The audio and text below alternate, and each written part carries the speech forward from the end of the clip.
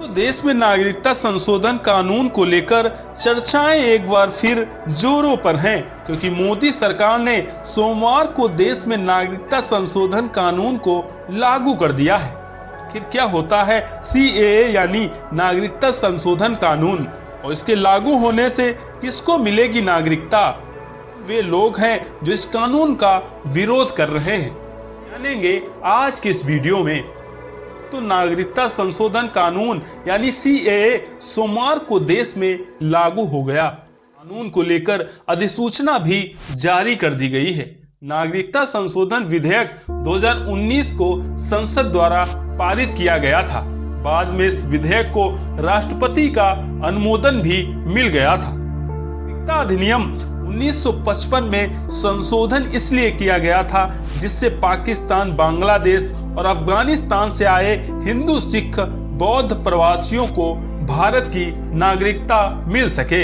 इस कानून को लेकर विपक्ष आरोप लगा रहा है कि मोदी सरकार केवल चुनावी फायदे के लिए यह सब कर रही है। दोस्तों, नागरिकता संशोधन विधेयक 9 दिसंबर 2019 को लोकसभा में प्रस्तावित किया गया था। 9 दिसंबर 2019 को ही विधेयक सदन से पारित भी हो गया था। दिसंबर 2019 को यह विधेयक राज्यसभा से भी पारित हो गया था।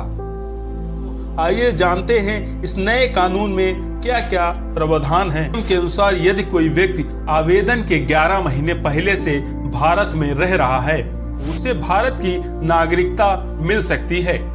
देशों अफगानिस्तान, पाकिस्तान और बांग्लादेश से आए 6 धर्मों हिंदू, सिख, जैन और पारसी ईसाई से संबंधित व्यक्ति नागरिकता पात्र होंगे। उनमें यह भी प्रावधान है कि यदि किसी नियम का उल्लंघन किया जाता है तो ओवरसीज सिटीजनशिप इंडिया कार्ड धारकों का पंजीकरण रद्द किया जा सकता है। नागरिकता अधिनियम 1955 यह बताता है कि कौन भारतीय नागरिकता कर सकता है और किस आधार पर कोई व्यक्ति भारतीय नागरिक बन सकता है।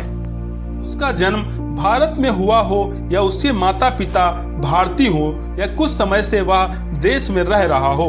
लेकिन अवैध प्रवासियों को भारत की नागरिकता प्राप्त करने पर रोक लगी हुई है। अवैध प्रवासी वे लोग हैं जो पासपोर्ट और वीजा के माध्यम से देश में आते हैं, लेकिन वीजा की अवधि खत्म होने पर वापस ही जाते हैं। इसी अधिनियम और पासपोर्ट अधिनियम के तहत अवैध प्रवासियों को उम्र कैद या देश से निकाला जा सकता है।